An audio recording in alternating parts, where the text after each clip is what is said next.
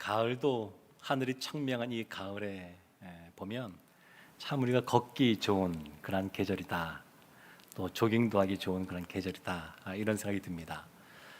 어린 시절 한번 생각해 보니까 이 가을 하니까 가을 운동회 그 중에서 가장 백미라고 할 수 있는 것은 항상 마지막에 진행되는 계주 이어 달리기가 아닌가 싶습니다. 지금 생각하면 별로 특별할 것도 없는 것 같은데 그 당시에는 백팀 이겨라 청팀 이겨라 그러면서 굉장히 소리 높여서 응원했던 그런 기억들이 있습니다. 우리 성도님들도 걷는 거 좋아하십니까? 달리기는 어떠십니까? 오늘 이 본문을 기록한 사도 바울은 아마도 달리기를 좋아했던 것 같습니다. 그래서 빌립보 성도들에게도 그리고 디모데에게도 고린도 교회 성도님들에게도 이 달리기와 관련된 그런 비유의 말들을 하곤 했습니다. 고린도 전서 9장 24절에 보면 이런 말을 합니다. 운동장에서 다름질하는 자들이 다 달릴지라도 오직 상을 받는 사람은 한 사람인 줄을 너희가 알지 못하느냐. 너희도 상을 받도록 이와 같이 다름질하라. 그러니까 신앙생활을 이 경주, 달리기로 비유하고 있습니다. 디모데에게도 자기 자신이 이렇게 설명합니다. 디모데후서 4장 7절에 나는 선한 싸움을 싸우고 나의 달려갈 길을 마치고 믿음을 지켰으니. 신자를 크게 두 부류로 구분해 본다 그러면 믿음의 경주를 하는 사람이 있고 사도 바울처럼 믿음의 신앙의 경주를 하는 사람이 있고 또 한 부류는 그냥 다람쥐 쳇바퀴 돌아가듯이 그냥 그저 그렇게 일상을 살아가는 그런 모습도 있지 않나 싶습니다.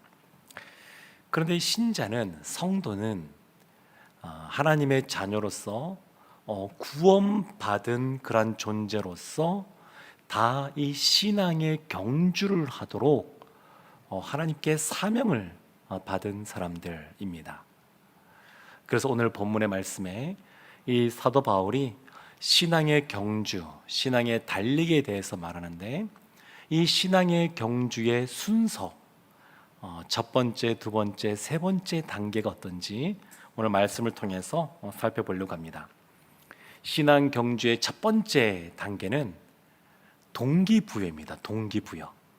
왜 달려야 되는지, 왜 신앙생활하면서 다람쥐 쳇바퀴 돌아가듯이 그냥 그렇게 살면 안 되고 왜 달리기를 해야 되는지 그것에 대해서 말하고 있습니다. 신앙의 그러한 경주의 동기부여를 위해서는 내가 어떠한 존재인지, 내가 지금 어떠한 상태에 있는지, 그래서 왜 달려야 되는지 이것을 아는 것이 필요합니다. 빌립보서 3장 12절에 이렇게 시작합니다. 내가 이미 얻었다 함도 아니요 온전히 이루었다 함도 아니라. 이미 얻은 것도 아니고 그리고 온전히 이루지도 않았다, 이렇게 말하는 겁니다. 사도 바울이 난 아직 완성되지 않았다, 그 말입니다. 나의 신앙은 완결되지 않았다, 이렇게 말하고 있는 겁니다. 빌립보서 3장 13절에도 이렇게 말합니다. 형제들아, 나는 아직 내가 잡은 줄로 여기지 아니하고. 누구보다 예수 그리스도를 잘 알고 말씀을 잘 알고 사명이 분명하고 그 사명을 위하여 열심히 살아갔던 사도 바울인데 난 아직 완성되지 않았다, 미완성이다, 이렇게 말하고 있는 겁니다. 나는 미완성이다. 빌립보서 말씀을 보게 되면 할례를 꼭 받아야 된다라고 말하는 할례파 율법주의자들이 있었습니다. 그들에 대해 사도 바울이 뭐라고 말하냐면 나도 너희 못지않게, 아니 더 많이 자랑할 것들이 있었지만 그 자랑할 거리들을 해로 여기고 배설물로 여겼다, 율법주의자들을 향하여 그렇게 말했습니다. 그런데 빌립보 교회 안에 율법주의자들만 있었던 것이 아니라 반율법주의자들도 있었습니다. 이 반율법주의자라는 사람들은 어떤 사람들이냐면 예수님을 믿음으로 구원 얻었으면 그걸로 됐다라는 겁니다. 예수님 믿고 구원 받았으면 그걸로 끝났다는 겁니다.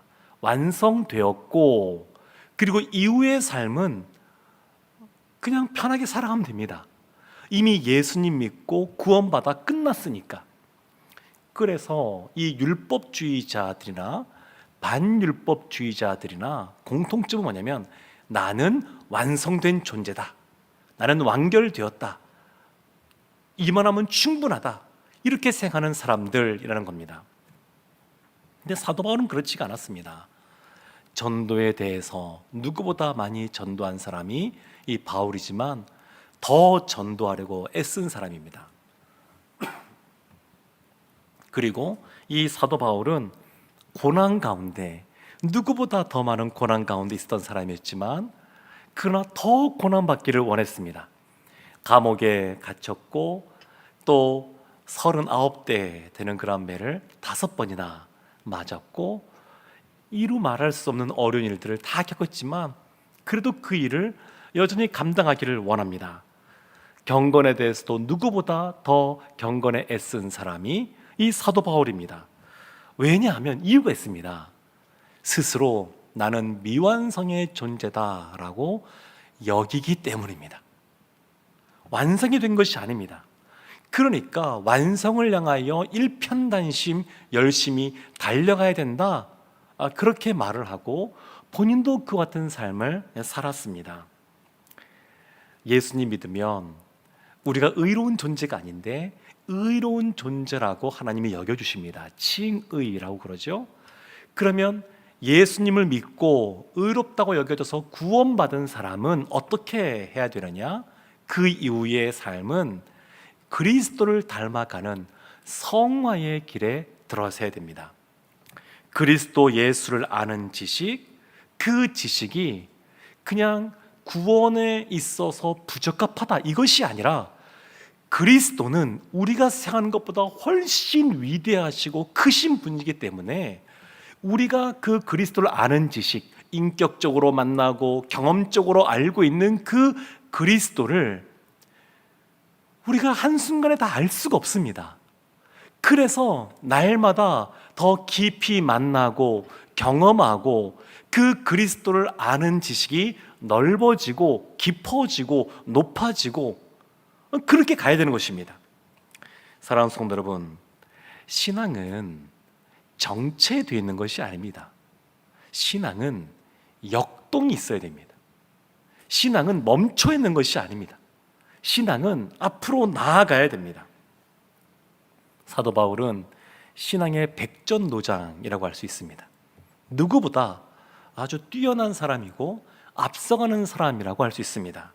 그런데 그런 사도 바울도 계속해서 그리스도를 알고자 힘쓰고 신앙에 달리기를 하고 있습니다. 그래서 왜 달리기를 해야 되느냐, 신앙의 경주를 해야 되느냐, 우리가 미완성의 존재다라고 하는 것을 알기 때문에 그렇습니다. 그러기 때문에 달리기가 필요합니다. 그러면 신앙의 경주를 할 때에 어디를 향하여 달려가야 되겠습니까? 그래서 두 번째 신앙의 경주에 필요한 단계가 뭐냐면 목표를 설정하는 겁니다. 오늘 본문 말씀에서는 표대를 향하여 라고 말하고 있는데 빌립보서 3장 14절에 이렇게 말합니다. 표대를 향하여 그리스도 예수 안에서 하나님이 위에서 부르신 부름의 상을 위하여 달려가노라. 표대를 향하여, 목표가 분명합니다. 이것은 고린도전서 9장 26절에도 이렇게 말합니다. 그러므로 나는 다름질하기를 향방 없는 것 같이 아니하고. 달리기를 하는데 열심히 달리는 것도 중요하지만 더 중요한 것은 뭐냐면 방향입니다. 방향. 올바른 방향으로 열심히 달려가야지 잘못된 방향, 거꾸로 된 방향으로 달려가면 아무 소용이 없습니다. 그래서 달려야 되겠다, 그렇게 동기가 부여됐으면 그 다음에는 정확한 목표, 분명한 목표, 하나님께서 원하시는 그 방향성을 가지고 달려가는 것이 필요합니다. 그러면 구체적으로 이 목표가 무엇일까요? 지난주 보았던 말씀인 빌립보서 3장 11절에 이렇게 말합니다.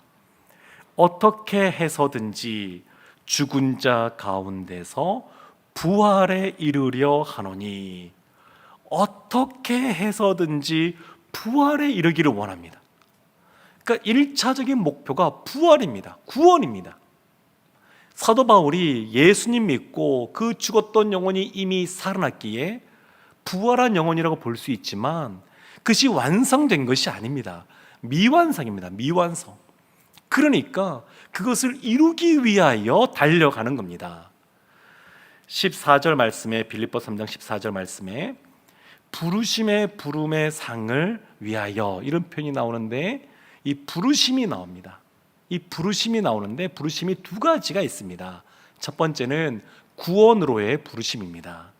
죄인으로서 죄로 말미암아 영원히 죽을 수밖에 없는 우리를 하나님의 자녀로 삼아주시는 그러한 구원으로서의 부르심이 있습니다. 그런데 이것이 끝이 아닙니다. 두 번째 부르심이 있습니다. 그것은 그와 같이 구원으로서의 부르심을 받은 사람이 주님이 주시는 소명이라고 하는데, 그 소명을 갖고 살게 하십니다. 복음서에 보면 예수님이 제자들을 찾아가서 부르시는데, 먼저는 갈릴리 바다 가서 부르시고 세관 앞에 있는 제자들을 부르십니다. 근데 이걸로 끝나느냐? 아니요, 그렇지 않습니다. 복음서에 몇 번에 걸쳐서 제자들을 부르십니다. 그 부르심은 한 번으로 끝나는 것이 아닙니다.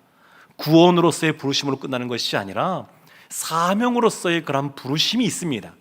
지금 사도 바울이 그것을 말하고 있는 겁니다. 사도 바울은 언제 소명을 받았냐면 다메섹으로 가는 그 길 위에서 부활하신 예수님을 만나면서 이방인의 사도라고 하는 사명을, 그 소명을 받았습니다. 우리는 어떻습니까? 우리는 하나님께 받은 그러한 소명, 사명이 분명합니까? 종교개혁 시대 때 칼빈을 비롯한 그 종교개혁가들이 강조한 것이 있습니다. 그것이 뭐냐면 우리가 삶을 살아가는 이러한 직업, 직장, 이것도 다 하나님이 불러서 우리가 그곳에 있는다는 겁니다. 단순히 먹고 살기 위하여, 자녀를 키우기 위하여 그곳에서 일하는 것이 아닙니다. 그 직장, 그 일터는 하나님이 하나님의 사랑을 나타내라고, 그리스도의 복음을 전하라고, 이웃을 섬기라고 보내신 곳입니다. 그래서 직업 소명설이라고 하는 것을 말하면서 그 삶의 터전, 일터가 하나님이 나로 하여금 있으라고 하는 곳이다, 그것을 강조했습니다. 그래서 이 부르심을 생각할 때 우리가 기억해야 될 것이 있는데, 그것은 우선순위입니다. 우선순위.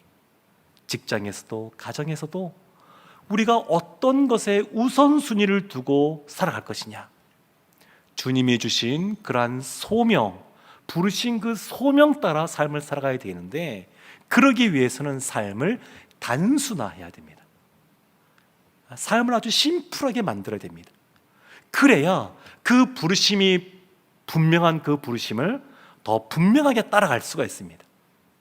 표대를 향하여 나가는 모습, 그 목적을 분명히 설정하고 달려가려면 삶이 단순해야 됩니다.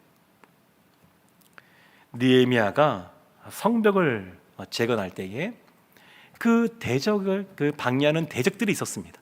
그들이 느헤미야에게 우리 좀 만나자, 이렇게 느헤미야를 초청합니다. 근데 느헤미야가 가지 않습니다.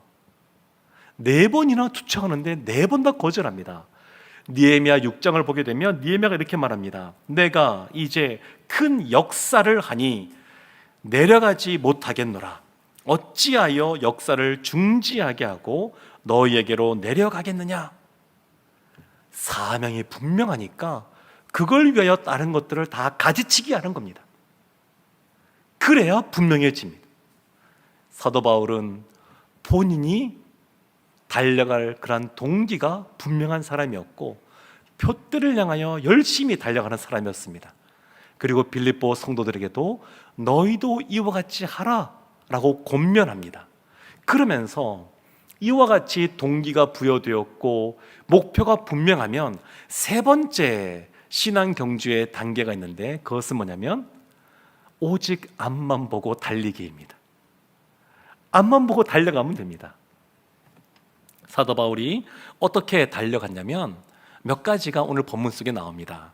먼저는 빌립보서 3장 13절 말씀, 제가 다시 한번 읽어보겠습니다. 형제들아, 나는 아직 내가 잡은 줄로 여기지 아니하고 오직 한 일, 즉 뒤에 있는 것은 잊어버리고 앞에 있는 것을 잡으려고 달려간다, 그렇게 말합니다. 뒤에 있는 것을 잊어버립니다. 과거의 자랑거리들, 사도 바울이 태어날 때부터 가졌던 자랑거리, 또 태어나서 구천적으로 노력하여 획득한 자랑거리들, 그것을 다 내려놓는 겁니다. 과거에 잘못했던 것, 잘했던 것 다 내려놓습니다. 과거에 잘못했던 것을 붙잡으면 그것이 족쇄로서 작용하여서 달려나가는데 방해가 됩니다. 창세기 보면 요셉을 팔았던 요셉의 형들이 그의 아버지 야곱과 함께 애굽으로 내려가서 몇십 년의 세월을 보냈지만 아버지 야곱이 죽은 이후에 그 요셉에 가서 또 용서를 구합니다.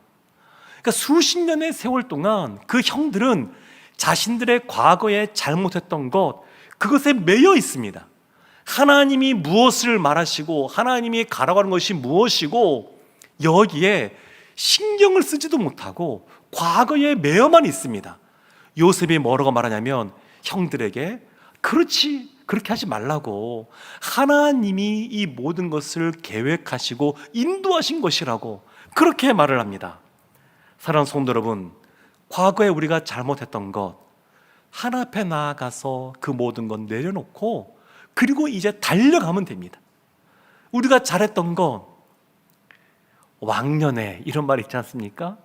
왕년에 내가 얼마나 열심히 전도했는데, 왕년에 내가 얼마나 열심히 헌신하고 봉사했는데, 근데 여기에 사로잡히면 이것이 풍선처럼 부풀어 올라서 하나님 앞에 열심히 달려가는데 방해가 됩니다.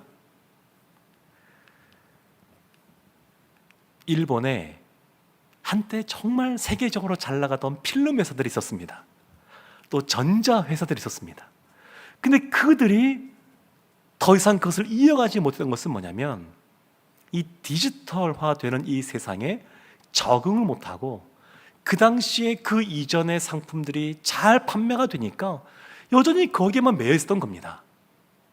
그런 겁니다. 과거에 잘했던 것, 여기에 매이면 앞으로 전진을 못합니다. 그래서 사도 바울이 과거에 있던 것은 다 뒤로 하고 앞을 향하여 달려가는 겁니다.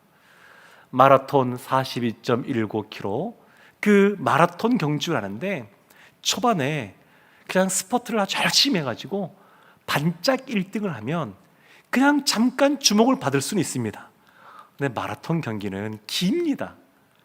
그래서 처음에 잘 뛴다고 상 주는 것이 아니라 마지막 최종 결승선, 거기를 누가 먼저 통과하느냐, 여기에 따라서 상을 주게 됩니다. 그러니까 예전에 잘했던 것, 그것이 중요한 것이 아닙니다. 초반에 잘하고 중간에 잘했던 것, 그게 중요한 것이 아니라 마지막에 포기하지 않고 끝까지 열심히 달려서 결승선을 통과하는 것, 이것이 중요합니다. 그 사도 바울은 과거의 그의 자랑거리들, 그것을 다 해로 여기고 배설로 여긴 것이고, 누구보다 사도로서 열심히 삶을 살아왔지만 그것 때문에 멈춰 서 있지 않습니다. 그것을 뒤로 하고 오직 앞을 향하여 열심히 달려간 겁니다. 물론 우리가 과거에 하나님이 우리에게 베푸신 은혜들은 기억해야 됩니다. 그걸 잘 기억해야 됩니다. 그러나 과거에 매여서는 안 됩니다. 사도 바울은 그 과거에 매이지 않고 앞으로 열심히 달려간 그러한 사람이었습니다. 두 번째 또 보면 빌립보서 3장 12절에 이렇게 말합니다. 내가 이미 얻었다 함도 아니요 온전히 이루었다 함도 아니라 오직 내가 그리스도 예수께 잡힌 바 된 그것을 잡으려고 달려가노라. 달려가노라 라고 말하는데 그 중간에 약간 이게 무슨 말이지 싶은 표현들이 있습니다. 그리스도 예수께 잡힌 바 된 그것. 사도 바울이 다메섹으로 가던 그 길에 부활하신 예수를 만나서 잡혔습니다. 이방인의 사도로 잡혔습니다. 그렇게 잡힌 겁니다. 요즘 이제 애견 인구들이 많아져서 산책하다 보게 되면 그 강아지에게 목줄을 이렇게 매서 다니시는 분들을 많이 보게 됩니다. 근데 그 강아지 입장에서 보게 되면 주인이 산책하자라고 할 때 목에 목줄을 채웁니다. 그리고 나서 산책을 하는데 그 산책을 할 때에 그냥 주인과 함께 그 반려견이 그냥 그 가는 방향대로 가면 서로 편하고 좋습니다. 근데 그러지 않고 나 안 나가겠다고 안 걷겠다고 버팅기면 서로 힘들어집니다. 지금 마치 그런 겁니다. 사도 바울이 내가 먼저 예수님을 잡은 것이 아니고 예수님이 나를 먼저 부르시고 나를 잡아서 이방인의 사도로 사명을 주는데, 그런데 그렇게 사로잡힌 내가, 사명을 받은 내가 그냥 소극적으로 그냥 주저앉아 있는 것이 아니라 능동적으로 적극적으로 그와 같은 사명을 감당한다 이겁니다. 하나님이 먼저 우리를 찾아오시고 우리를 주님께서 불러주시고 주의 자녀 삼아주시고 사명을 먼저 주셨는데, 그것을 받은 자로서 늘 부담감 속에 그냥 주저앉아 있는 것이 아니라, 내 생각과 다르다고 그냥 앉아 있는 것이 아니라 보다 더 적극적으로 그와 같은 사명을 감당한다라고 하는 것입니다. 사도행전 26장 14절에 사도 바울이 이와 같이 고백합니다. 우리가 다 땅에 엎드러짐에 내가 소리를 들으니 히브리 말로 이르되 사울아 사울아 내가 어찌하여 나를 박해하느냐, 가시채를 뒷발질하기가 내게 고생이니라. 다메섹 도상에서 사울에게 이런 말이 들리는 겁니다. 가시채를 뒷발질하기가 내게 고생이다. 가시채가 뭐냐면 막대기에 앞에 가시같이 이 쇠 같은 걸 이렇게 달아놓습니다. 그러면 짐승을 이렇게 이끌어갈 때 그걸로 이렇게 여러 가지 찌르기도 하면서 이렇게 이끌어가는 겁니다. 근데 간혹 짐승 중에 뿔이 난 그런 짐승들이 있는데, 그런 짐승은 그냥 뒷발질을 하게 되는데 그때 그 가시채에 찔리는 겁니다. 그럼 어떻게 했습니까? 더 아프겠죠. 더 많이 찔리고 하니까 더 아프겠죠. 사도 바울이 예수님 만나기 전에 이와 같다는 겁니다.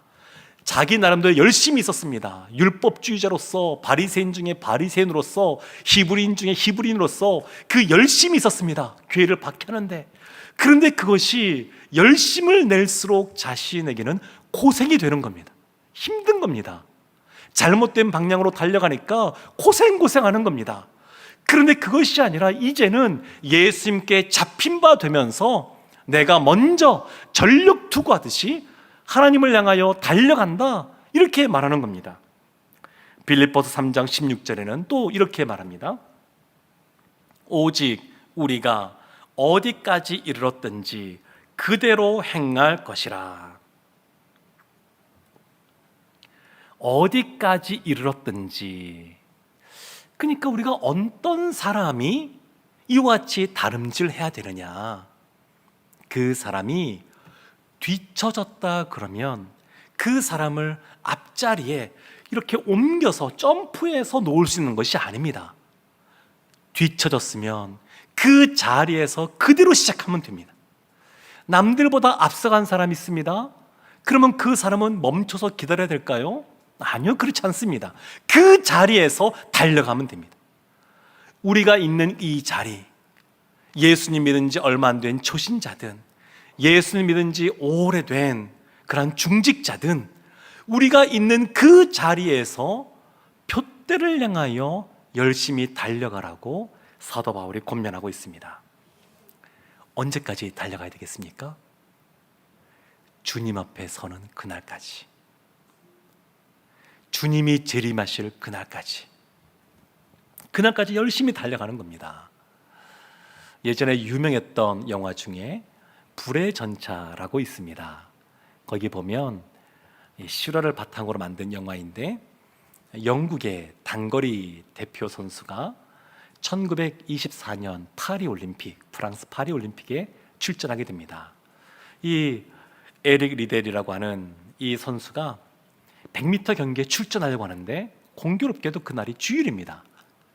그래서 이분이 경기를 포기했습니다. 그랬더니 난리가 났습니다.